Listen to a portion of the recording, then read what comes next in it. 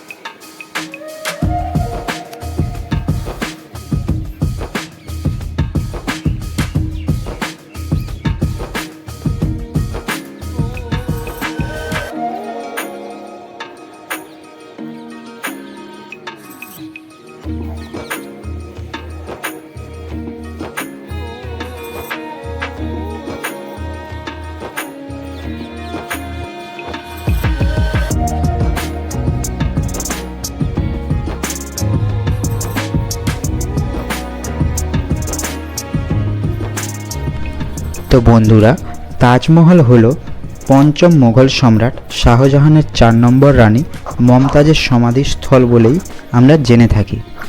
তো 17 জুন 1631 সালে মমতাজ বেগম তার 14তম সন্তান হওয়ার সময় প্রসব যন্ত্রণায় মারা যায়। আর তারই স্মৃতির উদ্দেশ্যে শাহজাহান এই তাজমহল বানিয়েছিলেন, যেটাকে বিশ্বের 7 নম্বর আজুবা বলে জানে। এই তাজমহল প্রায় 20,000 শ্রমিক 22 সাল ধরে তৈরি করেছে। 1631 সালে এর নির্মাণ কার্য শুরু হয় এবং 1653তে শেষ হয়। তাজমহলের চারদিকে যে 4টি স্তম্ভ আপনারা দেখতে পাচ্ছেন সেগুলি প্রত্যেকটি বাইরের দিকে 80 ডিগ্রি কোণ করে রয়েছে, কারণ ভূমিকম্প এলে যদি এগুলি পড়ে যায় তাহলে ভেতরের দিকে না পড়ে যেন বাইরের দিকে পড়ে। ইরানের আর্কিটেক্ট আহমেদ লাহেরি এই তাজমহলটি বানিয়েছিলেন। আগ্রা থেকে প্রায় 400 কিলোমিটার দূরে রাজস্থানের মাকরানা থেকে সাদা মার্বেল এনে তৈরি করে এই তাজমহল।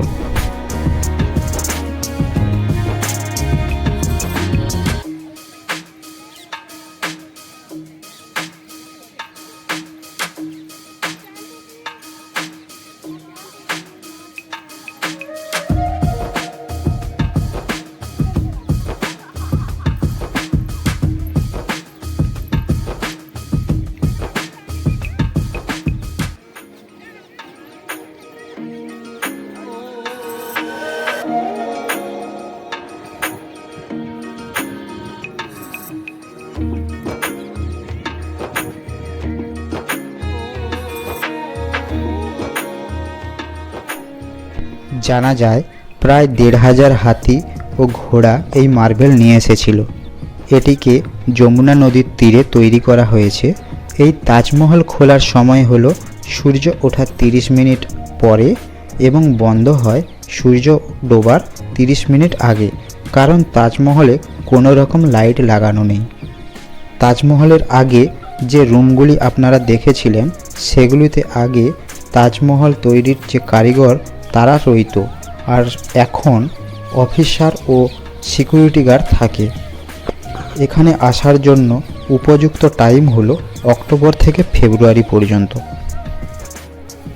এই তাজমহল সপ্তাহের শুক্রবার ছাড়া সব দিনই খোলা থাকে।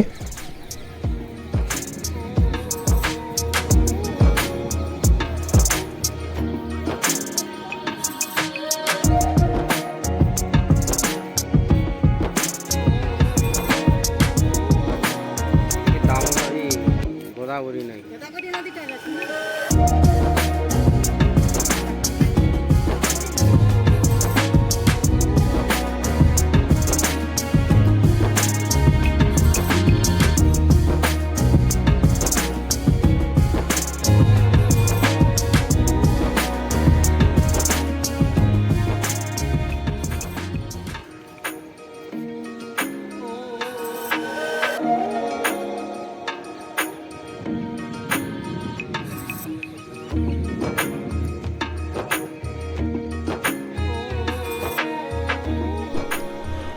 বন্ধুরা, এবার আমরা চলে এসেছি গোল্ডেন টেম্পলে, যেটাকে আমরা সবাই অমৃতসরের স্বর্ণ মন্দির বলেই জেনে থাকি। এটি পাঞ্জাবের অমৃতসরে অবস্থিত।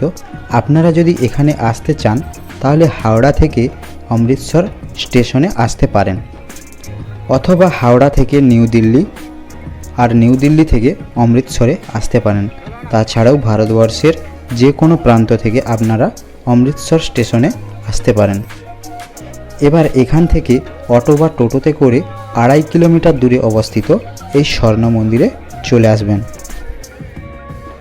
এই স্বর্ণ মন্দির শিখ সম্প্রদায়ের কাছে সবথেকে বড় শ্রদ্ধা ও পবিত্র স্থান। 1577 সালে চতুর্থ শিখ গুরু রামদাস এই মন্দিরের নির্মাণ কার্য শুরু করেন এবং পঞ্চম শিখ গুরু অর্জুন দেব এই মন্দিরের নির্মাণ কাজ সম্পূর্ণ করেন। 1762 সালে শিখ এবং মুসলিম বিরোধের কারণে এই মন্দির ভেঙে ফেলা হয়। আবার 1787 সালে এই মন্দিরের পুনর্নির্মাণ করা হয়। 1830 সালে রাজা রঞ্জিত সিং এর গর্ভগৃহ সোনার পাত দিয়ে মুড়েছিলেন, যার ওজন ছিল প্রায় 500 কিলো। এই যে জলাশয়টি আপনারা দেখছেন, এই জলাশয়টি 1577 সালে গুরু রামদাস সরোবর তৈরি করেছিলেন। তো বন্ধুরা, এই তাজমহল ও গোল্ডেন টেম্পলের ভিডিওগুলি আপনাদের কেমন লাগলো অবশ্যই কমেন্ট বক্সে কমেন্ট করে জানাবেন, আর লাইক শেয়ারও করবেন। আর যারা নতুন দেখছেন তারা প্লিজ সাবস্ক্রাইব করে পাশে থাকা বেল আইকনটি প্রেস করে অল নোটিফিকেশনটি অন করে দিবেন। তো চলুন, সবাই ভালো থাকবেন, সুস্থ থাকবেন। দেখা হচ্ছে পরের এরকমই ইন্টারেস্টিং ভিডিও নিয়ে।